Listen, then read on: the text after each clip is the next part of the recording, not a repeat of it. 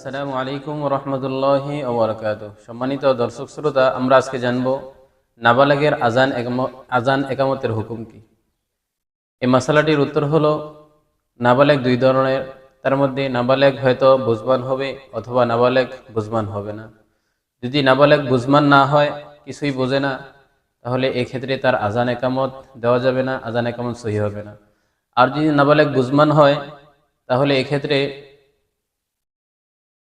তার আজান একামত মাকরুহ হবে।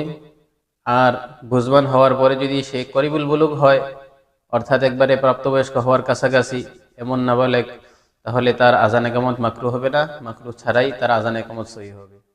এই মাসালাটি রয়েছে ফতুয়া শামি 393 নং পৃষ্ঠার মধ্যে রয়েছে। এমনিভাবে আহসানুল ফতুয়ার 2 নম্বর খণ্ডের 289 নং পৃষ্ঠার মধ্যে রয়েছে। এমনিভাবে ফতুয়া দারুল উলুমের 2 নম্বর খণ্ডের 8 নং পৃষ্ঠার মধ্যে রয়েছে। আমরা সকলেই মাসলাটির উপর আমল করার চেষ্টা করব। আল্লাহ রাব্বুল আলামিন আমাদের সবাইকে আমলের তৌফিক দান করুন, আমিন। আসসালামু আলাইকুম ওয়া রাহমাতুল্লাহি ওয়া বারাকাতুহু।